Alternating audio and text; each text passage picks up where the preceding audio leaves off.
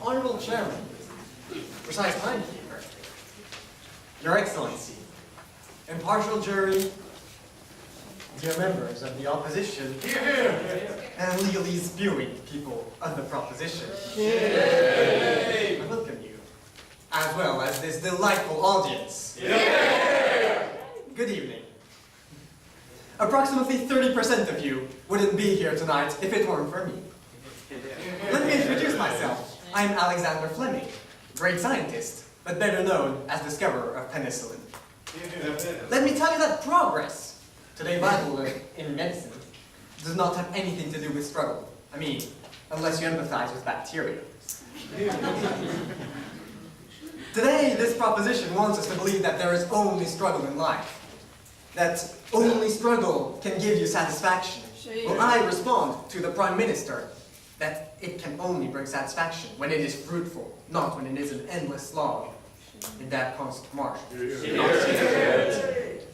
Xavier, you told us that there was no pain, there can be no gain. I will tell you from my own experience, yes, there can. Just discover as you go along, you find something, and it is fruitful. And you're grateful. Matthias, we did not struggle to get here, I will tell you. People have created mass transit. We were able to do 30 kilometers in 1 hour. I would not have walked that distance for you.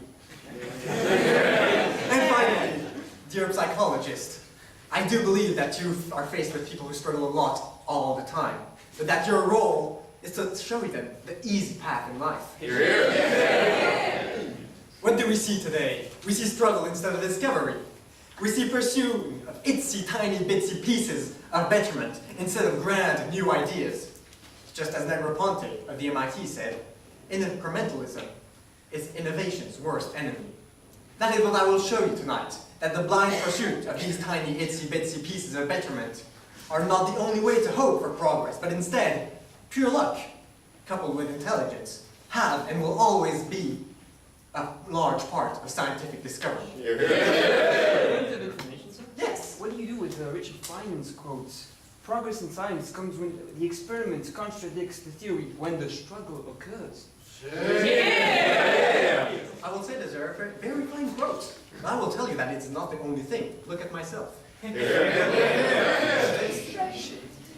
you know the story of antibiotics? I was working on Staphylococci bacteria, and I went on vacation because you all know you have to take a vacation sometimes. When I came back, well, a mold had colonized all of my petri dishes and killed all of my bacteria. Well, I purified that mold juice, and bim, we had penicillin. It saved millions of lives. Point of information? No, thank you. What you need to remember is that happened purely by chance. This whole experiment can be summarized in one word, luck. As with many scientific discoveries, to cite but a few: fire, radioactivity, air pressure by Torricelli with his mercury barometer, the microwave oven while searching for better radio waves. What we call progress is not the constant battle, but it sometimes boils to luck. Yes, please. How could you have understood this discovery if you hadn't struggled in your scientific background? I learned my lessons, I worked hard, I was dedicated, and I was creative. By today's standards, progress is most often measured as scientific or technological or lifestyle improvements. They are all influenced by this happenstance. Struggle is what happens when you are no longer making that progress. You are no longer seeing your goal, and this becomes a self-fulfilling prophecy, a vicious circle. Just look at your relations. If you're struggling, and you're not getting anywhere, maybe it's a sign that you've been friend-zoned. The most decisive evidence of progress is rupture. That was the effect of penicillin, X-rays, microwaves.